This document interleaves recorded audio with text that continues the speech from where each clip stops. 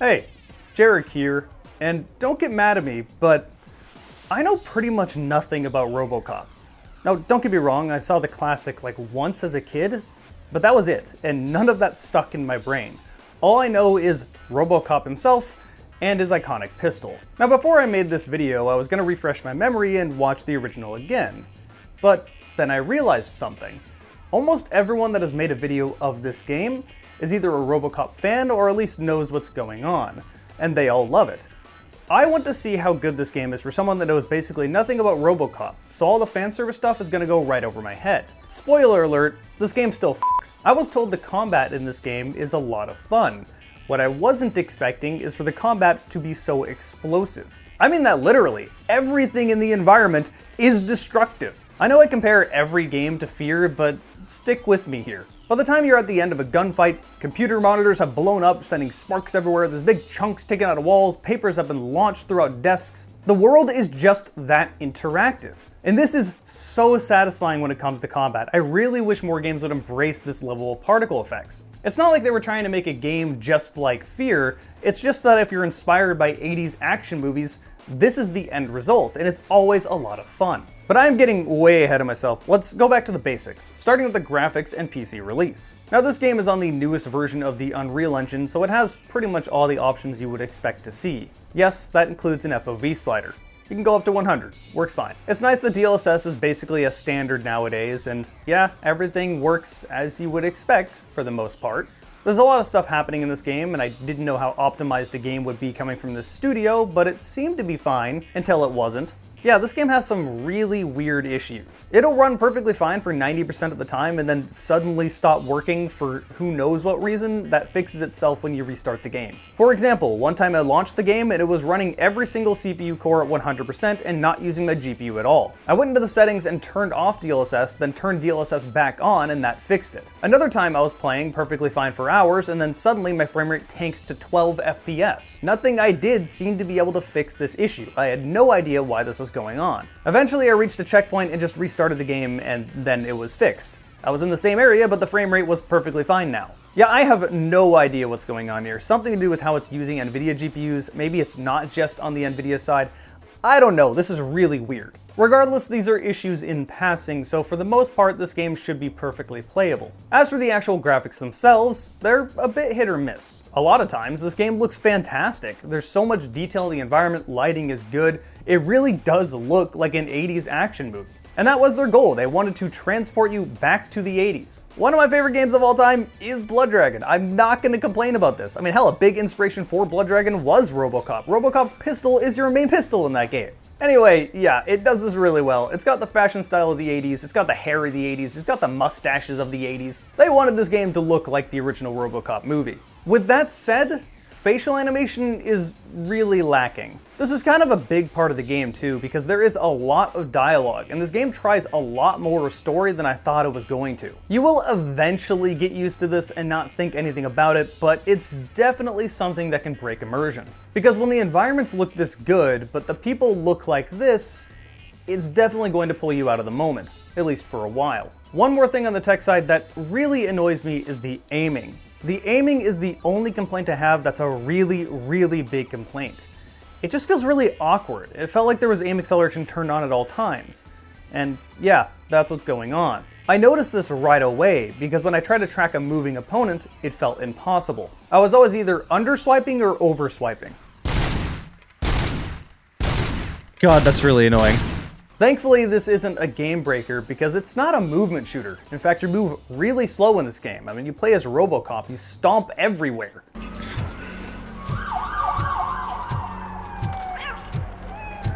ground's shaking. That's not a complaint. I've always enjoyed less movement in games when it works compared to more movement when it doesn't work. But yeah, since you move so slowly, the enemies aren't going to be running a million miles an hour around you, so aiming isn't going to kill the game, but is going to be a little annoying, at least for me.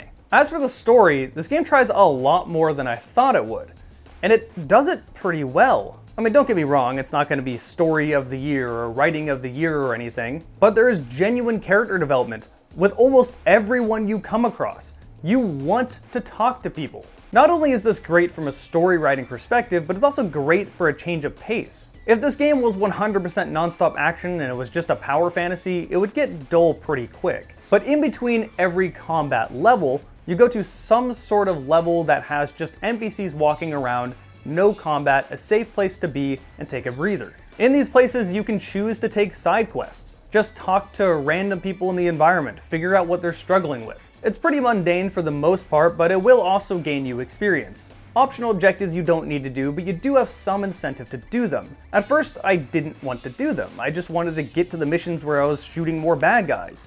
But the more I played this game, the more I wanted to hear what people had to say. I'm gonna make a comparison that I haven't seen other people make, but this kind of reminded me of The Darkness 1.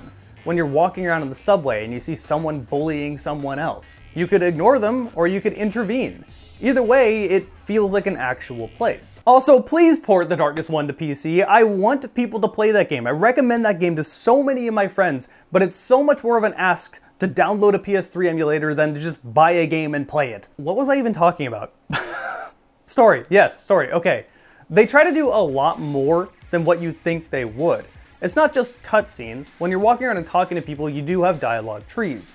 This doesn't really change much. You can improve the public trust of you, and this will change the ending of the game, but for the most part, that's it. So it does something, but it's not as deep as, say, a full-on RPG. And I have no problem with that, because I just want to play a simple shooter for the most part. I miss linear first-person shooters. They had a focus and a fixation on what they needed to be, they did it well, and you knew what you were getting, and I enjoyed it. Before I get more rambly, let's talk about the actual combat, because that's probably what you want to know about, and probably what you've heard most about. This game is a power fantasy.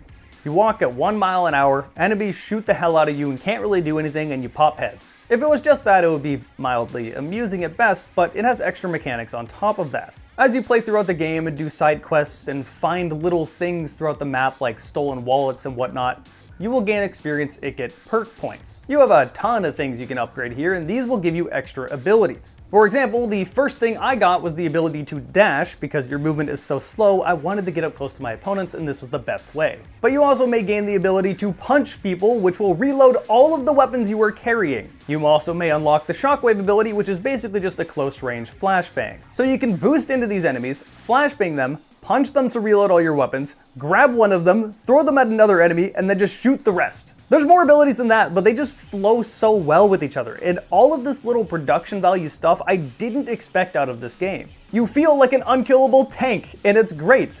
And at times you are an unkillable tank. There are some enemies in this game that ride on motorcycles. If they drive into you, they just die.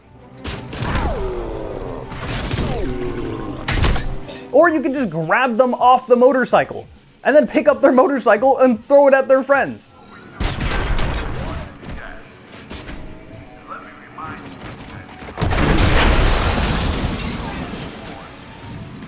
Have I already mentioned how much this game fucks? As for the weapons in this game, you of course get Robocop's pistol with infinite ammo. This pistol will get upgrades, although the upgrades are kind of basic in execution. You take these circular pipe things on the left and you align them with the notches and put them where they want to be. This will give you stuff like deeper magazines, more gore, more weapon damage. It's very basic stuff. I'm glad it's there, but I do think they could have done a little more with this. You also will gain access to other weapons in the game. It just depends on what the gangs happen to drop at the time. There is a pretty good collection of weapons, and they are pretty fun to use, but if you don't actually care about guns, you're probably just going to be using Robocop's pistol the entire game because it is the best gun in the game. With that said, the Desert Eagle is really satisfying in the way a hand cannon should be. I'm sure I'm missing a lot more. There's quite a few different mechanics crammed into this game that I didn't expect to have to play, and I don't really mind any of them. If you've heard good things about this game, it's for good reason, because it's a good game. If your question is it worth $50? Then the answer is absolutely yes. Go give it a try. And it doesn't matter if you know nothing about Robocop. Again, I basically am coming in blind with no knowledge of the whole franchise, and I'm still really enjoying this game. So that should be it. Thanks to all of you that joined me over on Twitch when I streamed this game. It was a lot of fun. Twitch.tv/JarekTheGamingDragon. Huge thanks to everyone that has subscribed and to all of my channel members. If you become a channel member, you get to see my videos at minimum 1 week ahead of time. And I'm trying to reach 250k subs. It's there, I see it, I'm real close. Subscribe if you enjoyed this video. And of course, just a huge thanks to all of you guys, everyone that watched. I'll see you next Friday.